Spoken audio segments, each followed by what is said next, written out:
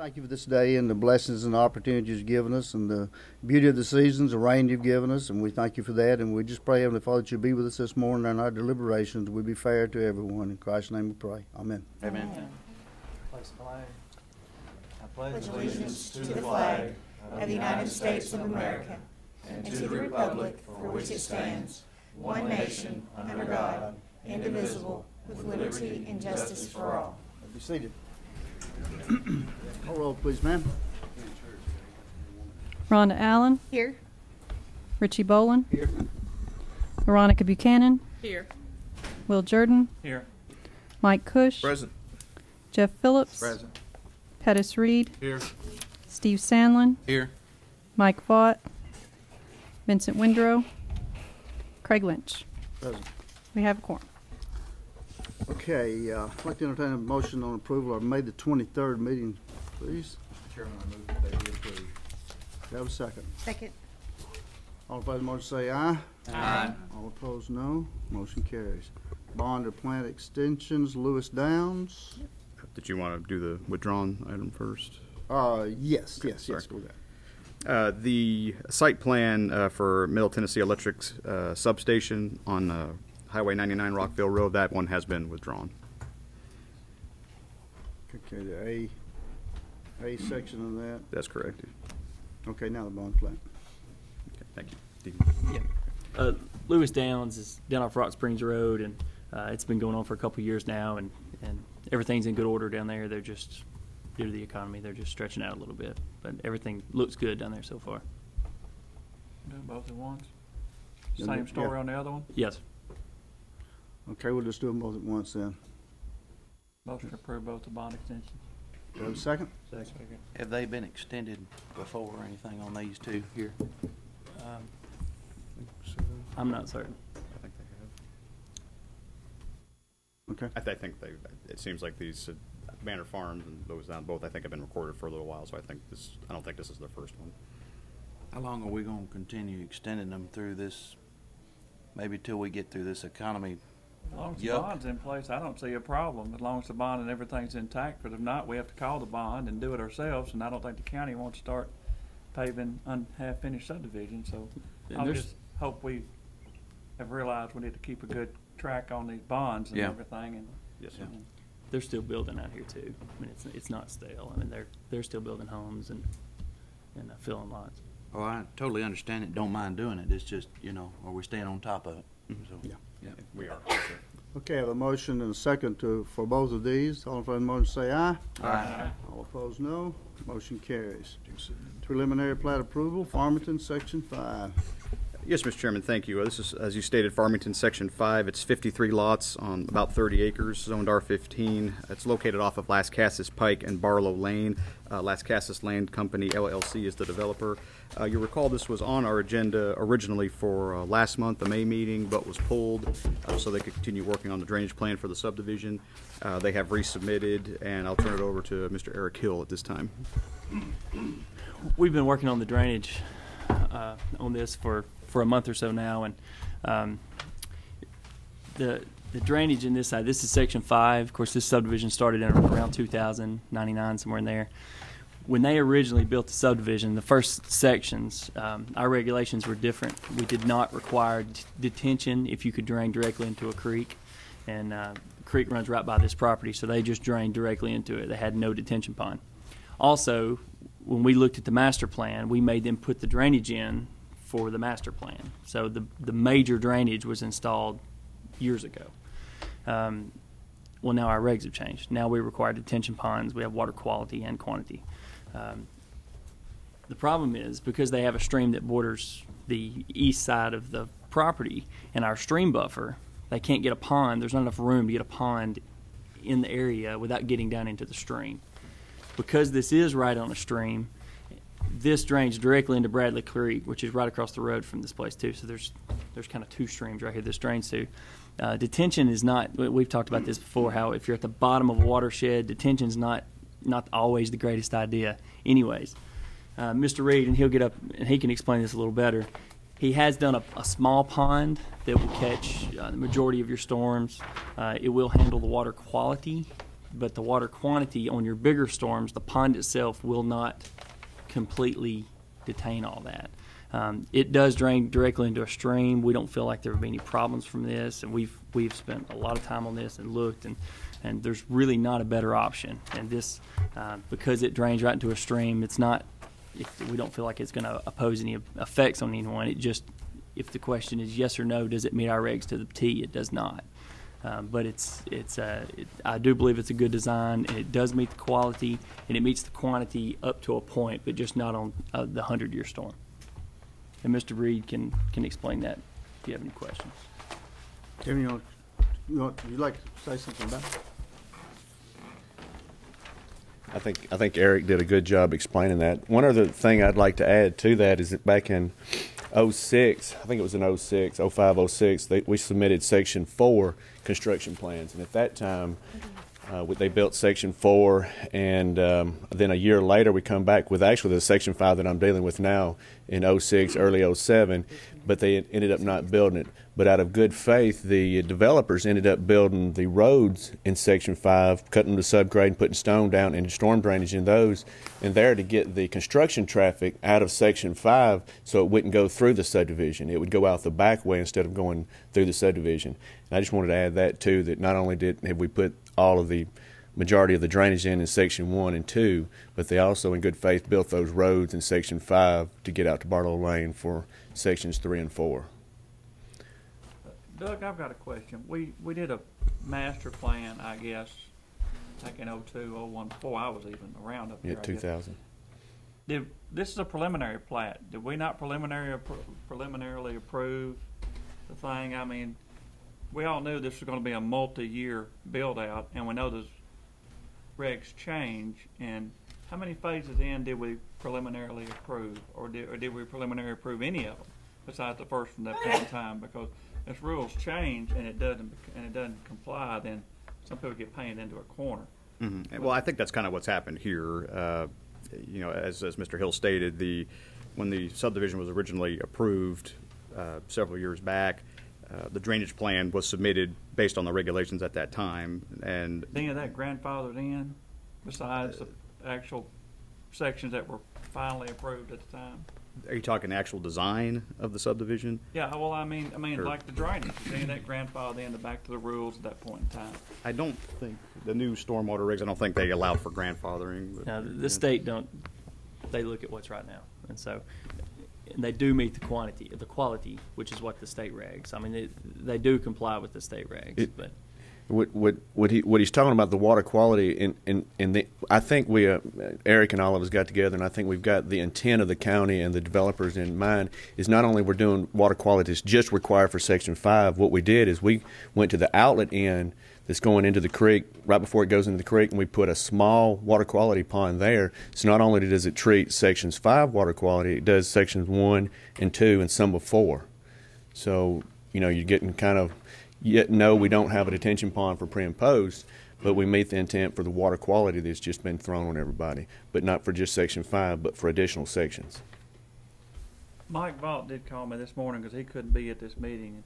His farm is basically right across the highway from there, and this water is going to affect him as much as anybody. And he had been over there with Jamie, been over this. He was very happy with their plan. He asked me to voice his acceptance of what they're asking for today.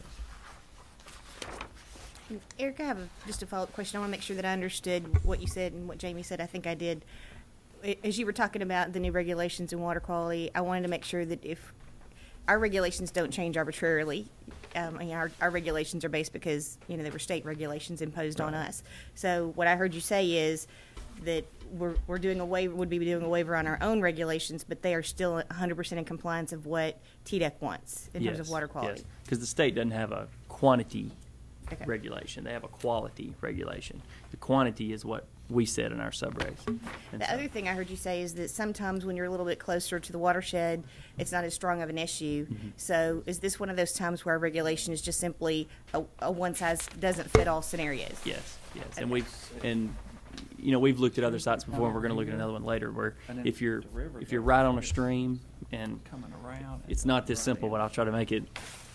sometimes if you just let that water go, you're better than to detain it and add it with the water that's already came down from up above. So it's not that simple, but it kind of is.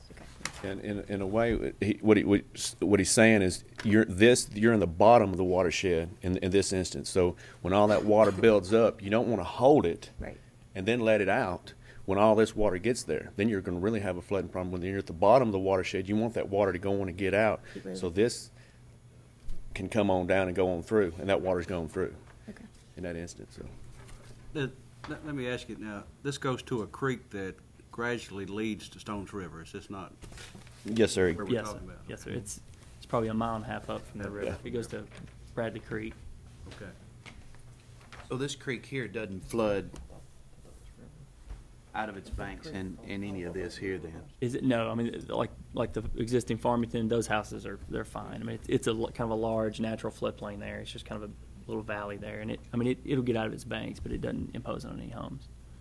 FEMA doesn't even have a 100-year flood on it. They've got it on Bradley Creek, but it doesn't go far enough. What we established the overtopping elevation was the road for that subdivision.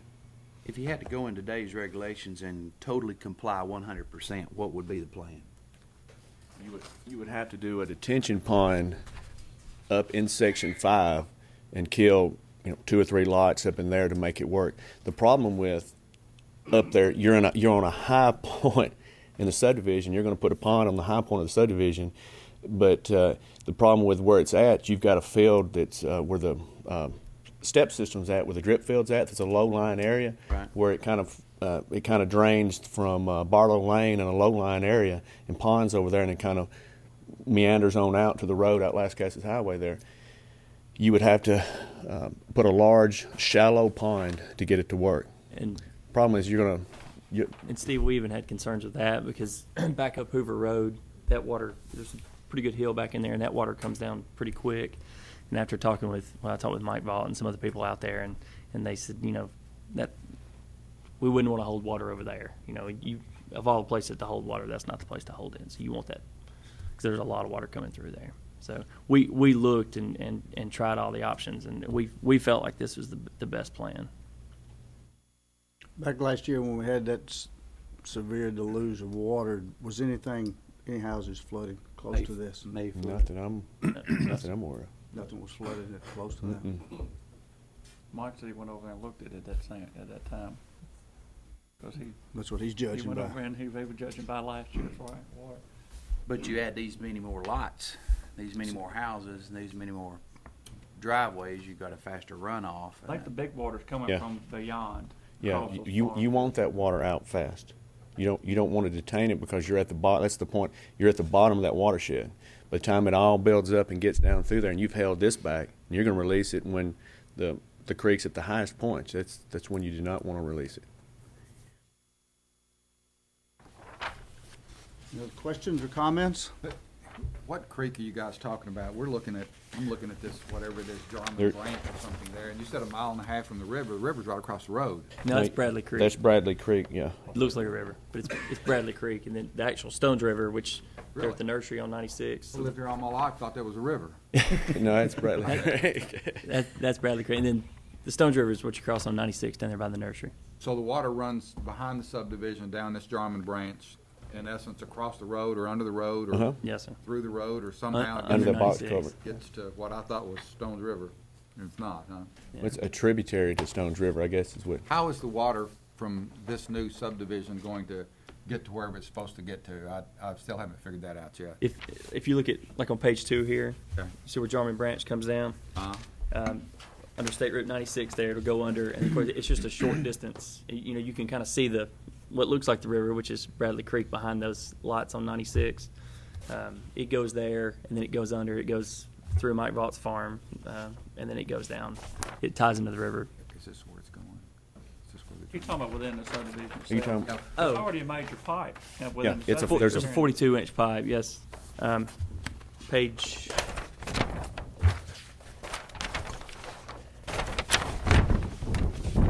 Six. Yeah, you can actually see it on page 2 going through it. It starts at lots 165 and 166.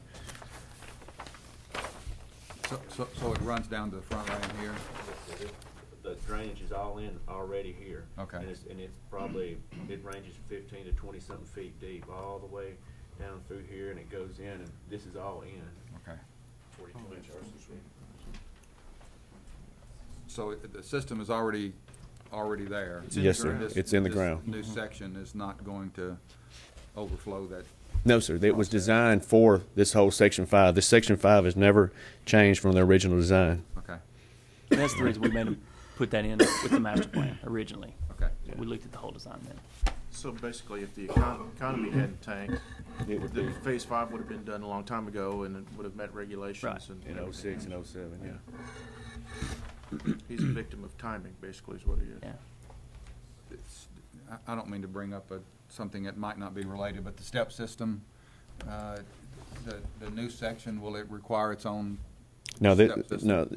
anything past this, this Section 5, which is the last section that we've got designed for Farmington, the only thing that's left is the corner track where they were looking at putting a post office at one time, remember a couple years ago, and then that other adjacent track. But all the step system is in for this exact number of lots for Section 5. Okay, this is one of the, I can't remember if it's one of the first, but I think it was one of the first It was out in one. the county that we put on the step system. Can you just give us a brief report as to how that system is performing through the number of years that it's been there? I've never heard of any complaints or anything failing out there. As far as I know, the system's performing well. From a maintenance perspective, the homeowners association, those type of things, are they being assessed any dues or any of those kind of things that you know of? Not that I'm aware of. It all goes through CUD. They pay their monthly bills at CUD, and I've very rarely heard any negative complaints from the maintenance, like from Larry McElroy and that bunch, and maybe somebody from CUD Jennifer's a million. can yeah the yeah the very rarely. The only back a couple years ago, I called and kind of asked the same question because I haven't heard any. I've designed a bunch of them, but hadn't heard any negative complaints. And back then, they told me they've only had a couple of pumps that have gone out. Matter of fact, it was this subdivision. One was a faulty pump, and one was somebody stole. So it was almost like it was not very rare. You hear of those something going bad, but. Was that Halloween when that happened? It could. There had to be something. That was when the economy was going really well. This is a pretty nice subdivision out there, and I kind of wanted just to make sure that in the future we weren't setting ourselves up for some complaints if it didn't meet our standards, and I'm pretty much satisfied.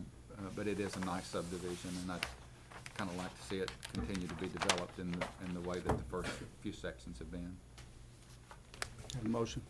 Motion to approve. Second. Second. All in favor of the motion, say aye. Aye. All opposed, no. Motion carries. Okay, Doug. Yes, Mr. Chairman, thank you. The next item on our agenda is the final plat for Richmond's Retreat. This is a piece of property. It's located off of Shelbyville Highway 231 South. It's 21 lots on 28.8 acres. This is the first section to be brought in as a final plat for this particular subdivision. This was a planned development, and so it has to meet the conditions that were approved as the planned development was approved. There is a note on the plat about that. We did have a number of comments on this. They do appear to have addressed those comments that we had. They were mostly housekeeping in nature. With that, I'll turn this over to Mr. Hill for any comments he may have. The curb is in out there, and they've begun paving. It's a 3-lane road, and they're coming along. They've been working on it for some time, but they're for the last couple months they've been paving, so they're getting closer to getting ready for lots.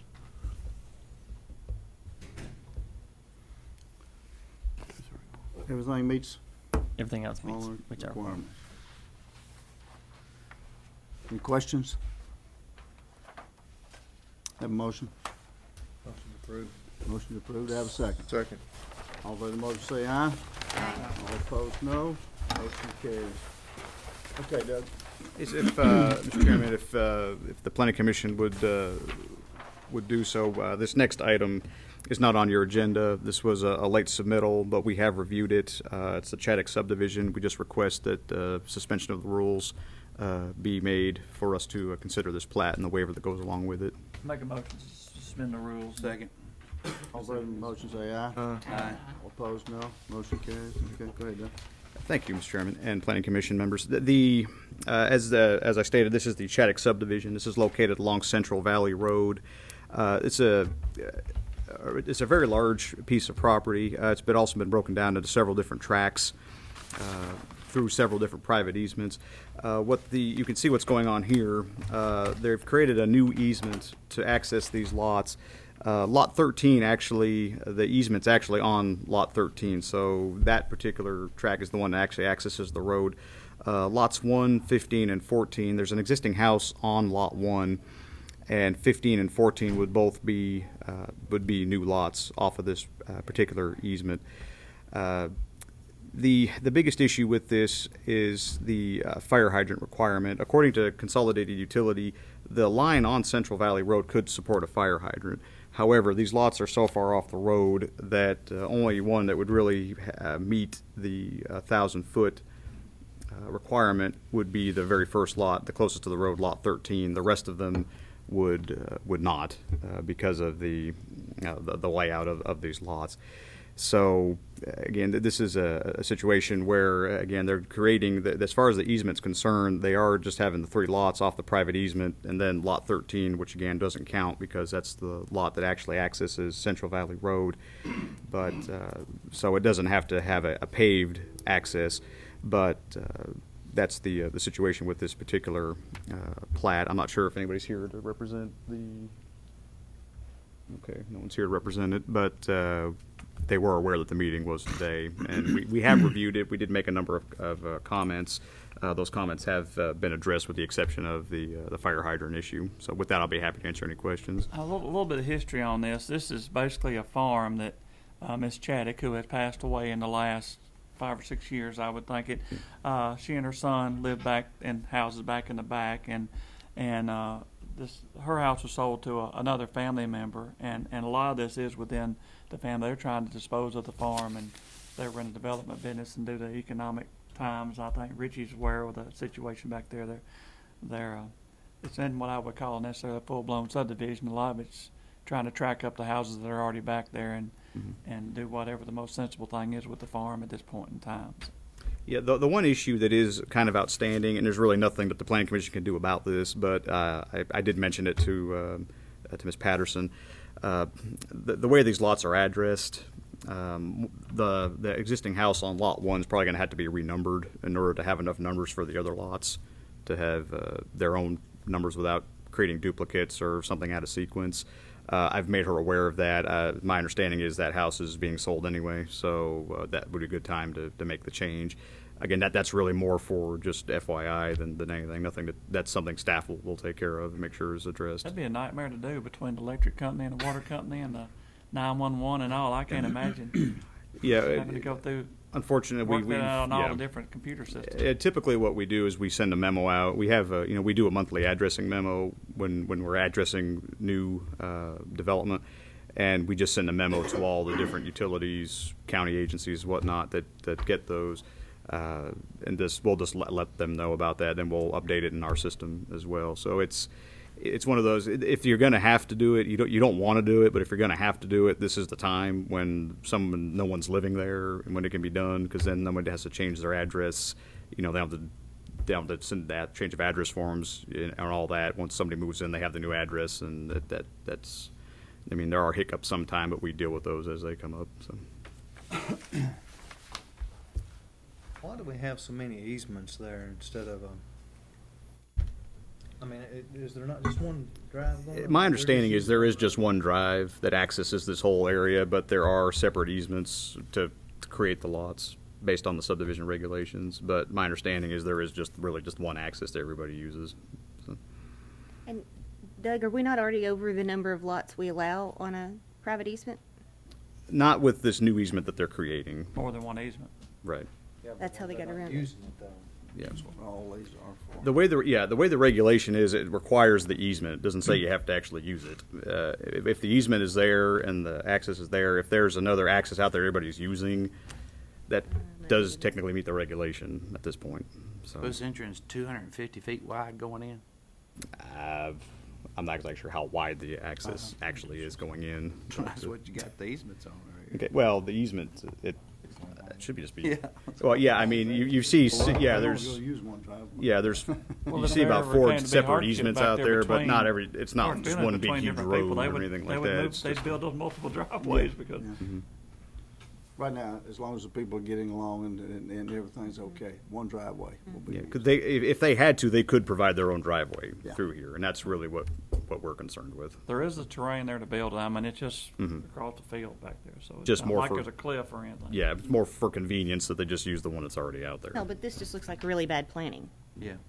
At its best. But you've got a couple of really nice houses way back in here, and you know, so they're just trying to utilize the houses that are there for a good bit. If this was starting from scratch, I don't think this would look like. Yeah, I this. mean, for what it's worth, Ms. Allen, I agree. This is not ideal by any means, but you know, it's kind of been created over time. One of these what's lots is a happened here, huge so. horse barn that has living areas in it and all, and it's going to become a lot of its own. Mhm. And you can live in there's an apartment in that horse barn, and it was a really nice setup when it was just them back there. Any more questions? We'll be doing the fire hydrant waiver on. I think you can approve it if you make your motion. If you do make a motion to approve it along with the fire hydrant waiver, I think you can do it all in one shot. Could they not extend the line up the road to kind of help with the fire hydrant though?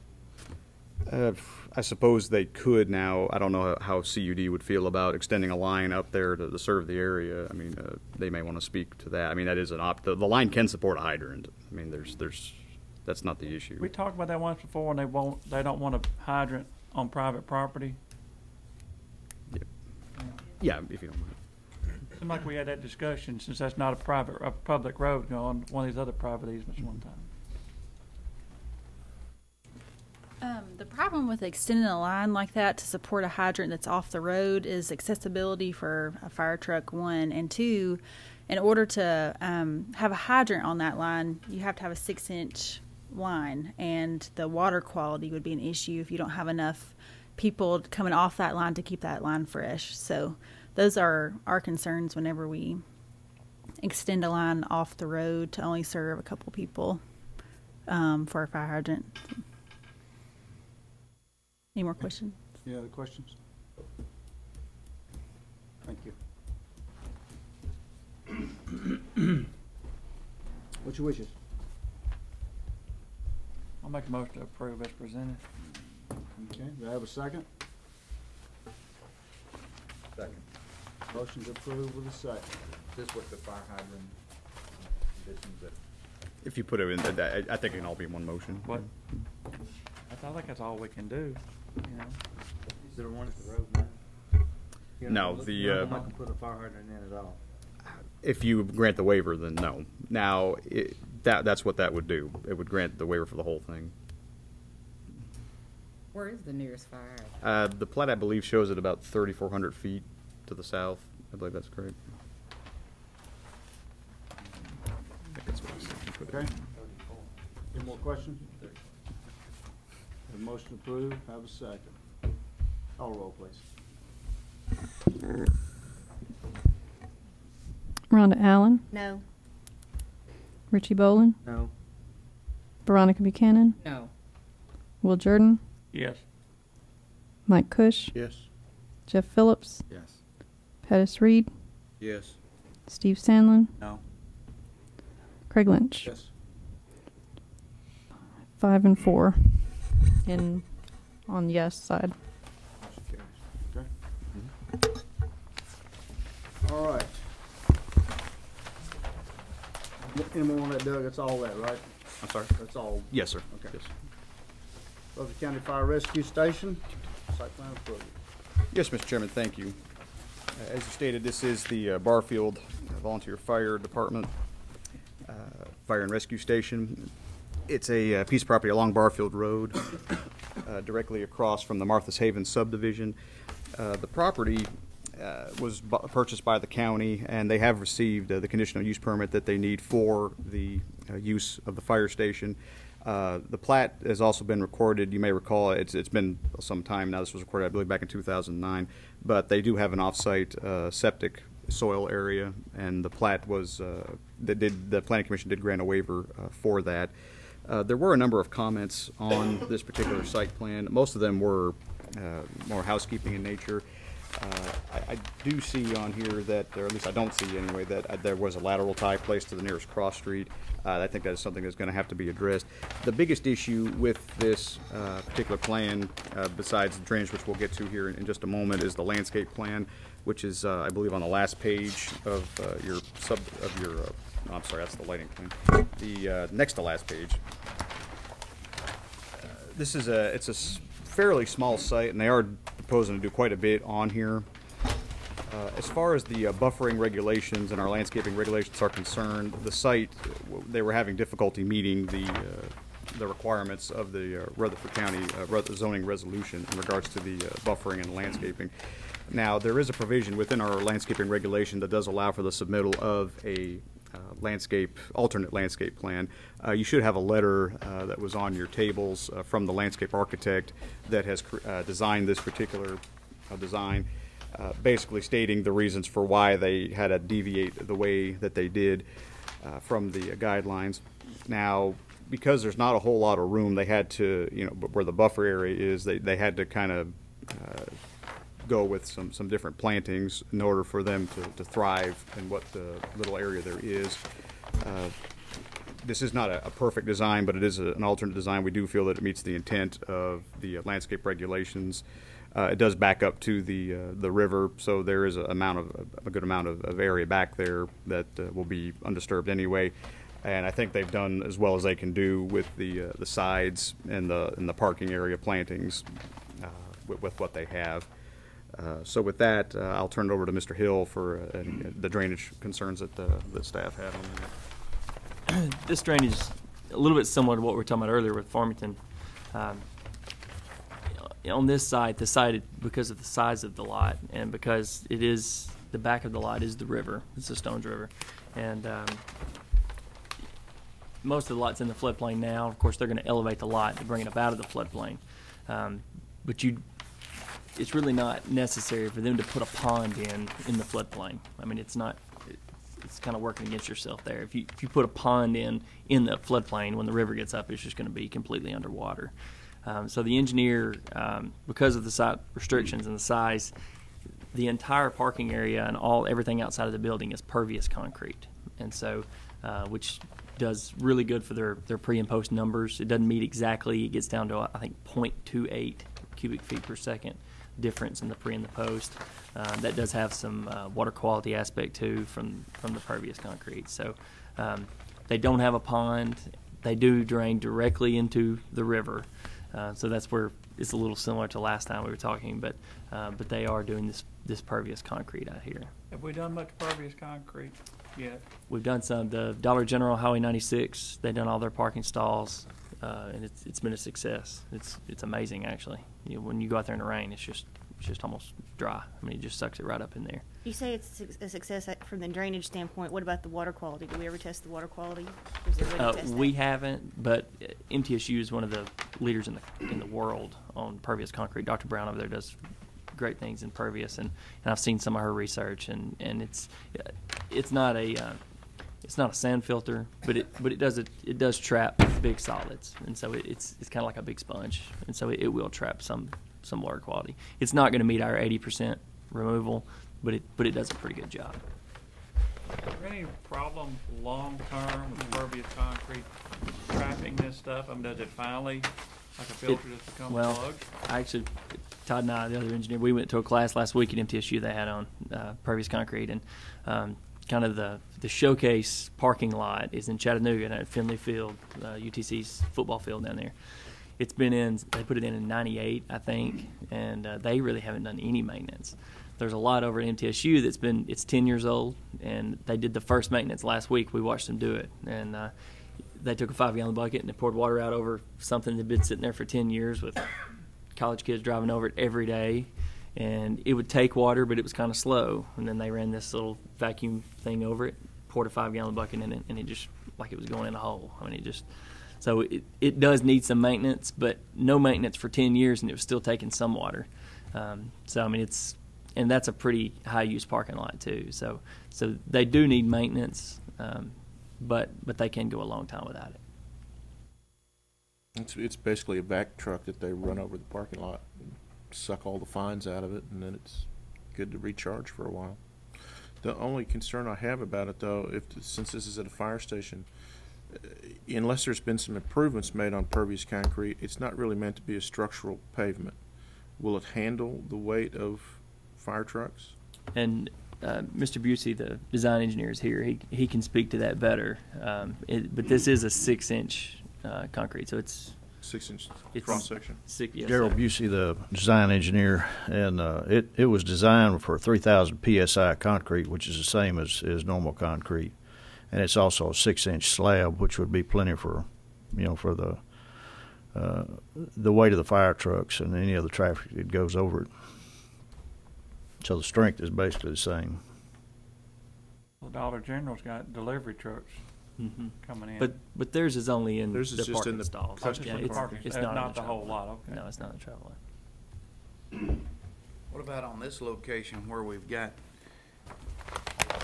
to have a lot of fill in there and pull this building up because of the low-lying area, I guess, which I didn't realize that on this location until now.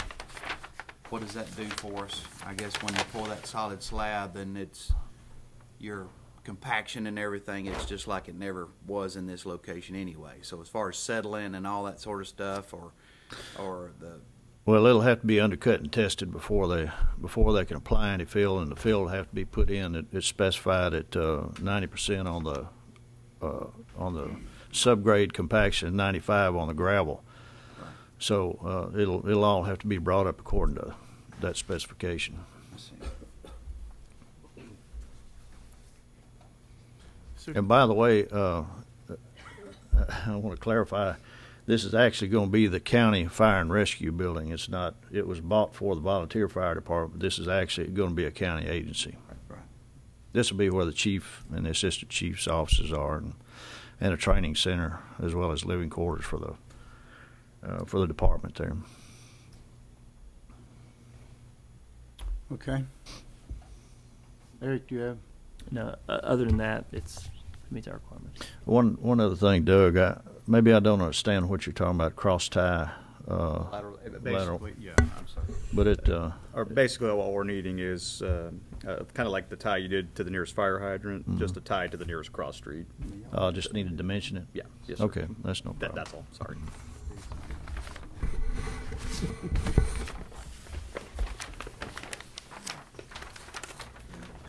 Okay. Any other questions of Mr. Busey? Mr. Busey, you have any more comments? No, sir. Be glad to answer any questions. Is there a certain reason why we're using this type of concrete, though? I mean, Because I'm sorry. for this location or for... Well, because I know it's our such a cost tight lot. Went up a lot higher by using this. No, the cost is not really much more than regular concrete. You save money because of the placement. You don't have the finish expense that you would normally with regular concrete. So the cost is comparable. It's a little bit more, but not much. But the lot was so tight. It's just an 0.8 of an acre lot, and we're putting a whole lot of stuff on it. So we didn't really have room for more conventional methods for water quality and quantity control.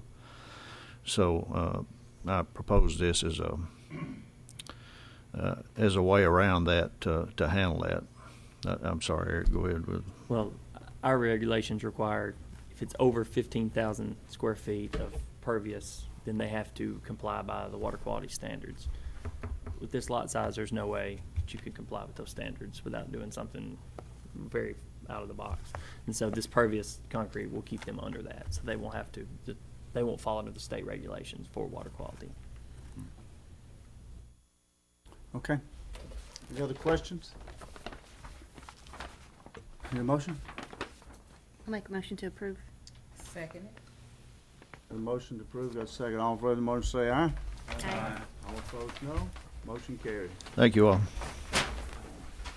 Okay, storm shelters? Yes, Mr. Chairman, thank you. Of course, I know everybody here is aware, due to the recent outbreak of severe storms in Middle Tennessee, Alabama, both our department and also building and code staff have received requests from residents wanting to install storm shelters on their property. Unfortunately, the zoning resolution is really silent on those. We have been permitting them and allowing them to be built, but we felt it would be a good idea to come up with some regulations so that every application, every resident that came in wanting to put one, we'd have a uniform set of guidelines to go by. We would like to encourage the installation of these type of facilities, and so we're not trying to do anything to prohibit that. We just wanted to make sure that everybody was treated the same.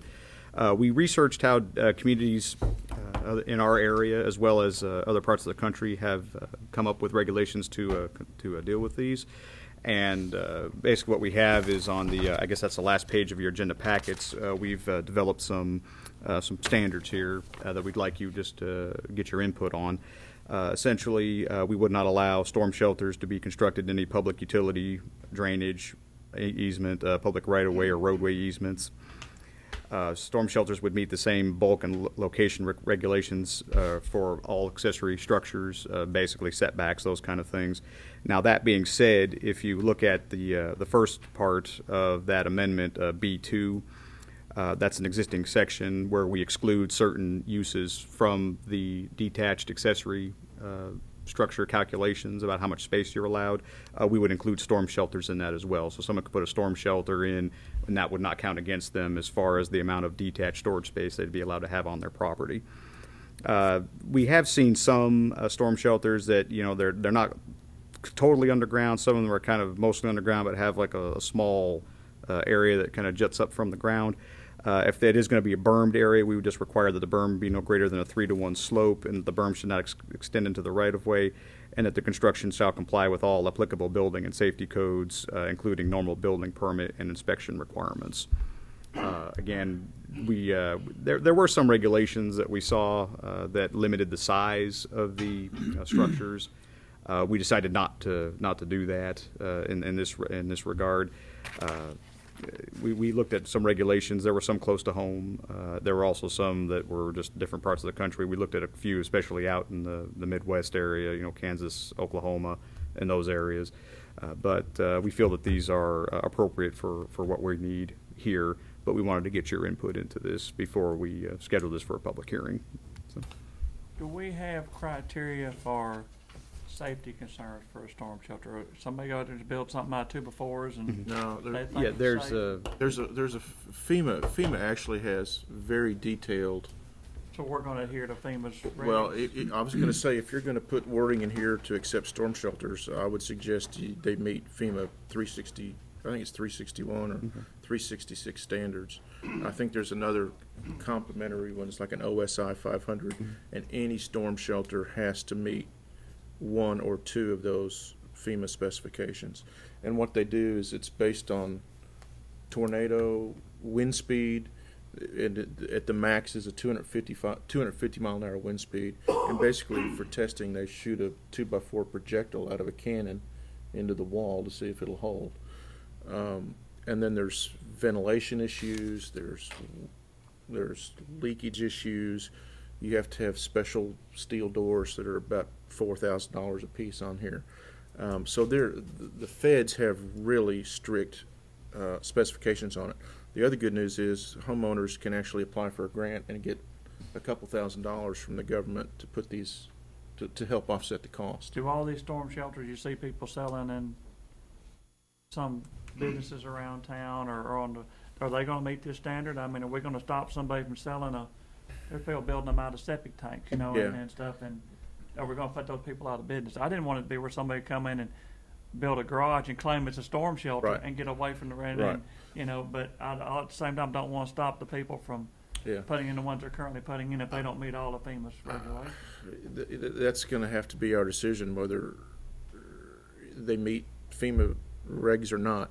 Now, there are storm shelters that people can actually put inside their homes. There's contractors that will take like a utility room and they will refurbish it with concrete panels and steel and make a safe room. But I was gonna say, if you're gonna do it, you probably need to go ahead and make it meet FEMA regulations. There's a fiberglass one too that a lot of them I see sell. You can buy them bury for that $1,800, something like that. You said a set of doors is $4,000. No, but here's the difference. If you're going to go in the ground, then I would say a fiberglass or steel would be fine. If you're going below ground with like you used to see, just the door exposed. Or root If you're going to have an above ground, then no, you can't have fiberglass, and if it's steel, it has to meet minimum requirements. So that's when you see your big concrete or precast concrete ones. And I'll tell you, the ones that I've seen that are above ground, they're ugly. It's just a big concrete box. There is no aesthetic value to it whatsoever. One company putting them under garage floors. They cut a hole in your concrete, put a big steel door, and hope your car's not parked. Yeah, there was on top something of it when actually you in have the a Daily storm. News Journal about that just within the last month or so. That's right. The above ground ones to me is not I wouldn't like it. If my neighbor put one out, I wouldn't like it. It's like a giant concrete storage shed. If a guy comes into you, David, and he wants to build an outside storm cellar, like closet size, just right out his back door where he can step into it, and to hide it, they put vinyl siding or something on the outside of it, and then he calls it storm cellar, and he's just doing the best he can do. I mean, he's putting concrete blocks, but with all the regulations that Mike's talking about, you're talking about rebarb down through every block. You're talking about rebarb slab or rebarb turned up with concrete slab on top of it with rebarb turned down. But if a guy just comes in and wants to build him one the best he can do outside, and he don't call it a storm cellar, you would approve that building. If you laid the blocks and did everything. If we considered it being a safe room, structurally sound, we If he just we calls would. it a tool shed. If he just calls it a two, Yeah, we could approve that. Now, what we have been doing in the past up to now is going by the FEMA guidelines, as Mike suggested, on these storm shelters that's built for safety. The other storm shelters that Will is talking about are manufactured, and we go by manufactured suggested installation, which most of them meets ASTM numbers and things that the code recognizes for safety. We issue those permits and go by their guidelines, by their engineered designs, in-ground shelters. Although we could accept private engineered designs for storm shelters that are built, as long as I've got an engineered design, like retrofitting a house that's already built, and they go back and build a storm shelter in the garage, or even outside, like you were saying, on concrete blocks or half buried in the ground. So we do make an effort to get those engineered designs or those specifications from the manufacturers, that they have their approvals, or go by the FEMA guidelines at this time. Okay, So there's several different ways to do it. We've had them even put under the front porch area, things of that nature, where the slab of the front porch and the walls are poured around the porch perimeter that make a safe room. You would have these guidelines, and he wouldn't have to go out and buy this set of plans. Yeah, now the FEMA guidelines do cover those type of rooms. They're free to the guy. What I'm saying Yeah, is the guy we goes out, furnish he's gonna them in the office to the public, and we have those brochures in the office too, and the plans actually can be copied and given to the project. It's costly to build it, like Mike says, but if he has to go out and buy a set of plans, that's another $500,000 that we don't really need to impose upon him. What he has to do, and FEMA doesn't really give you plans, FEMA gives you design guidelines, and you would have to have a structural engineer calculate to make sure that it meets the quote wind speed or the missile test for these to be FEMA regulated.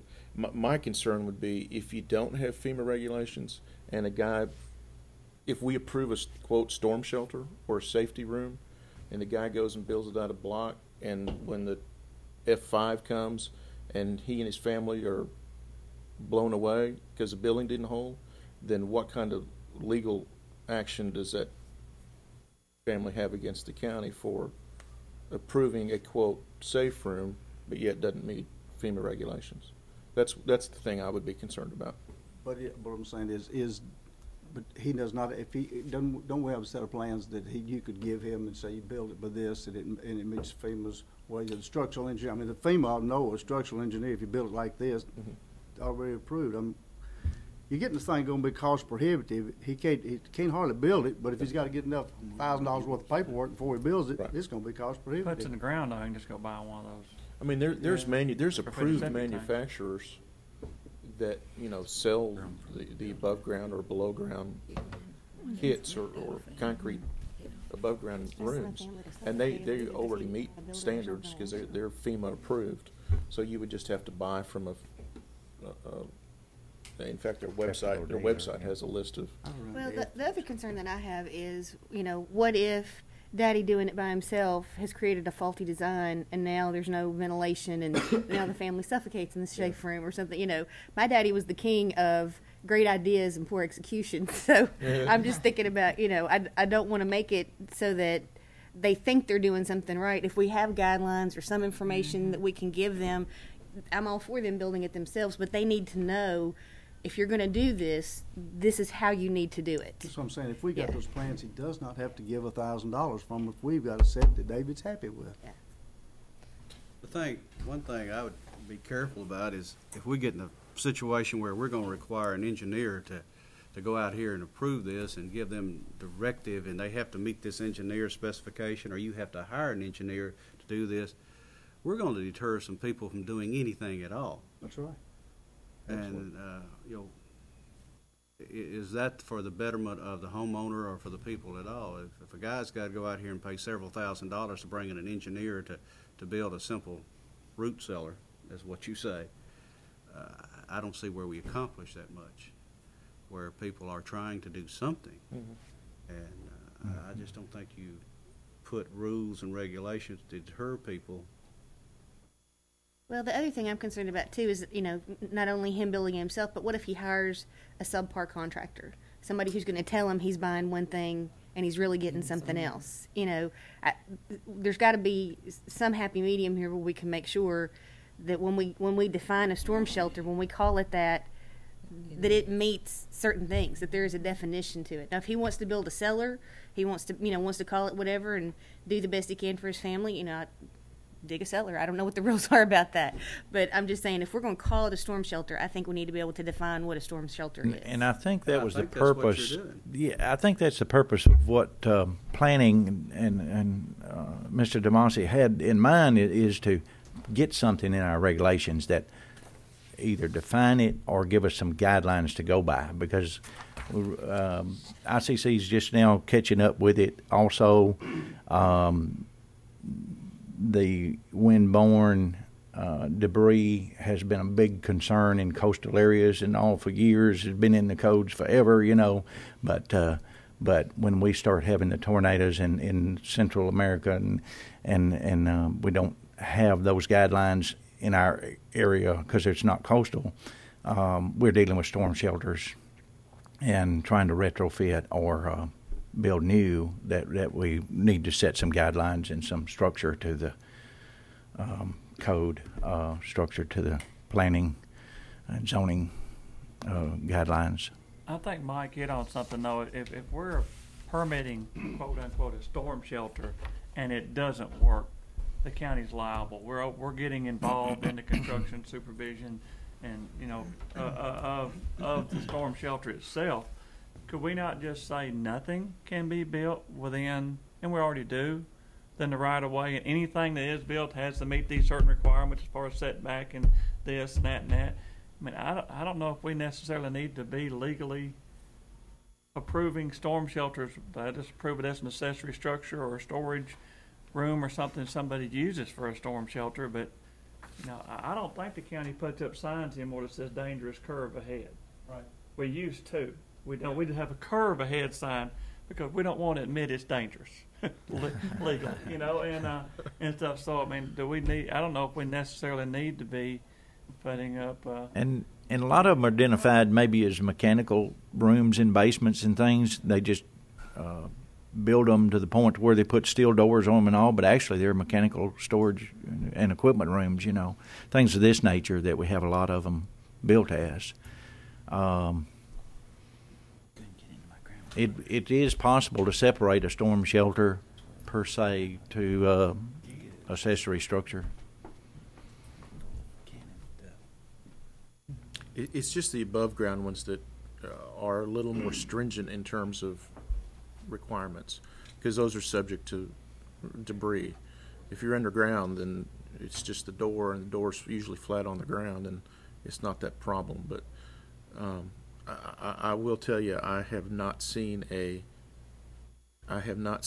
pretty above ground storm shelter. Concrete block.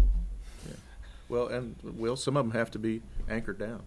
Yeah. I mean, and that's a pretty significant anchor system. And an engineer will have to design the anchors. Yeah, because if it's just a small square building, it just rip the anchors out of the ground and blow over. One of my neighbors just built one in his house, and it's concrete, deep concrete, and he built it up in his closet, and like I say, he's had the rebarb all the way down, then his slab, rebarb turned up, laid his blocks, put rebarb through every block, poured that full of concrete. Turned it over to top, concrete top on it, rebarb all the way across the top like that. Of course, when the house blows away, that's that ugly thing, but hopefully he'll be sitting in it. Yeah. And it's got a steel door. And it's vented. I hope it's vented. Yeah, it's all that. It's all that. It's steel door. And a lot of the reason that we require an engineered design in a privately built home, the code really doesn't, like I say, doesn't give us some of those guidelines that we need for that type of wind speed. So that engineer is designing this room for what he feels like this area would be involved with, wind speed.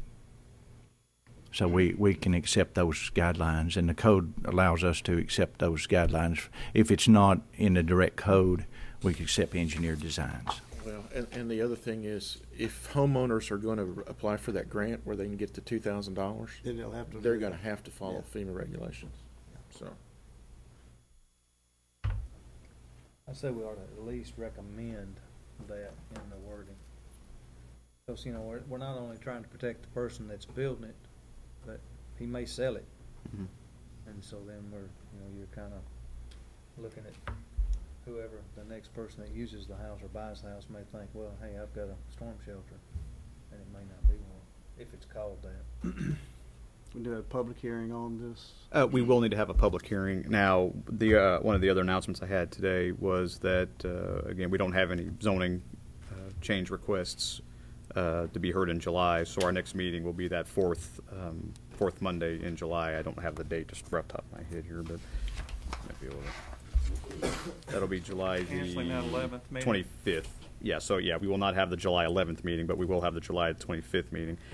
We can have the wording. We can look at this a little more and make the revisions that that you all would like us to make, and then at that time we can just have the public hearing. You know, that day. Right here. Yes, at 9 o'clock. Yes, sir. We can just do that.